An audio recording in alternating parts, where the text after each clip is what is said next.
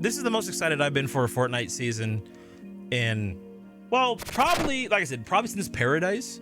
But I think that my excitement for this even extends past Paradise, because there's something unique about how the build up to the season is going. Every leak that they have put out has provided some level of value. It's given us a lot of information, but at the same time, not left us with anything concrete, right? Like they've given us enough to get excited about, but they've also been vague enough to where it's just like, we have no idea what exactly is happening. We know that the season is going to be heist themed. We also know that there's going to be some correlation to the moon and potentially an eclipse, but we don't know how that's all going to play out. And also because of the fact that we know that this is going to be the last season of chapter 4, this plays a very big role in like how Fortnite's going to move forward. And this is the reason why I say that this season has me more excited than I would say the build up to Fortnite Paradise. When Paradise came out, we didn't know that chapter 3 season 4 was going to be the last season of chapter 3. With chapter 4, we know that this is going to be the last season, and we know that this season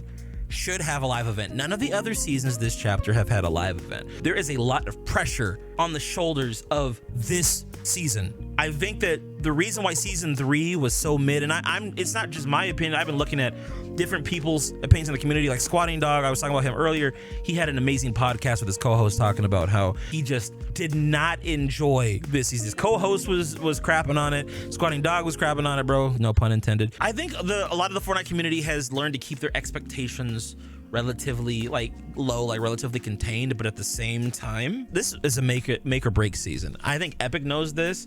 I've noticed that a lot of people, a lot of content creators, a lot of people in my comment section, they've been talking about how they played this season less than they have any other Fortnite season before. Epic's probably seen that in their numbers. I'm sure there's been a huge shift towards creative away from BR because people just haven't been having fun with BR. Epic doesn't want the BR to die. They still want people to play the BR. The BR is like where the core of their fan base is. I think the reason why season 3 was so trash was because they've been building up to try to get this done. Because look, chat, I'm gonna be real, like these teasers, this is like, from the little bit that we're getting, this is a lot of effort. There's a big difference in the level of detail in the architecture here, right? We know, especially from the leaks, we know like this complex right here has a lot to it. From the other images that we had, there are like 2 or 3 other levels underneath this. 1, 2, 3. There's 4 levels, 4 different levels, and the vault's like at the 2nd level, but I don't know what's gonna be down here, right? Maybe some of the other guns will be stored down here. This complex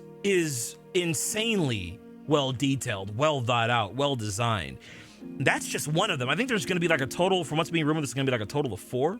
You've got this right here, this is a different POI. I'm just looking at this. This looks fun, man.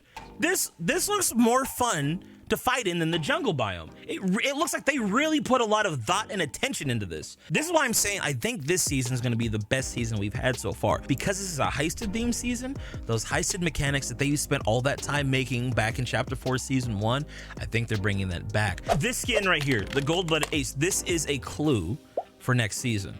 This skin was part of the greatest update that we've had this entire chapter so far. If they bring those heisted mechanics back, but then give us all of these new POIs to play in, and then they throw a bunch of OG weapons in, and then they bring some mythics back, like they're talking about, like the mythic Chug Jug, T and Tina's bow, mythic Scar, right? And then also, they figure out a way to tie it in with the storyline, which I think what they're trying to do, right, with this whole Kato Thorn character. I think Kato Thorn's role is they've been in the background for the entire time, at least since probably chapter 2, maybe chapter 1, we'll see. But they've been in the background since chapter 2, observing the Fortnite island, experiencing all the different live events that we've gone through, seeing the island get ripped apart a couple of different times, flipped over, all that stuff. And what they've been doing is they've been taking artifacts for their collection for some time. I also think it's possible Midas might have been a mentor to this character. Another thing that I think is going to be interesting to see, you know how all the content creators got their items taken in real life? I think it also might be the case that you'll see those items pop up at this location. How Kato Thorn says, thank you for adding to my collection. I think like Nick A30's puppy, there was another content creator that had like a LED sign that was taken from him. And then Squatting Dog had a Lego. It's interesting. That's interesting too, right? Squatting Dog had a Lego set that was taken away. We know that there's a Lego collab coming up. All 3 of those things could be seen here. This is what I want you guys to think about. They are setting the table for season 4 to be the best season that we've had in years. They're getting content creators involved. There's not any major leaks coming out.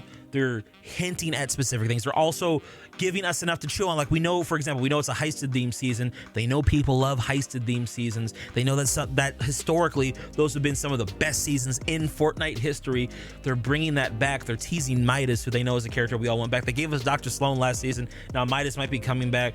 These different battle pass skins that they've been teasing look really good. Like, this one looks really interesting. Mr. JLY had a really interesting tweet talking about how this skin might be an edit style for one of the other skins that we had seen 2 surveys ago, the black guy that was like super dripped out.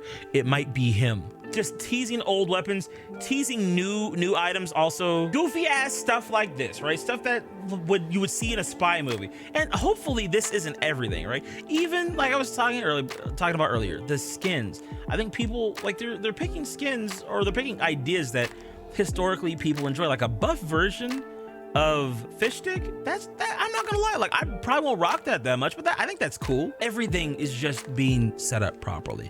Now here's my only concern, okay? I don't want this season to be like last season. I don't want it to be like built up really well with a lot of excitement and hype, and then it's really fun for 2 weeks and then it just dips down and then they try to recover back at the end. This season feels different because of how they're presenting it. I'm even noticing like a greater attention to detail to zero builds. This is a shield breaker item. Being able to throw this on somebody and break their shield, it sounds amazing.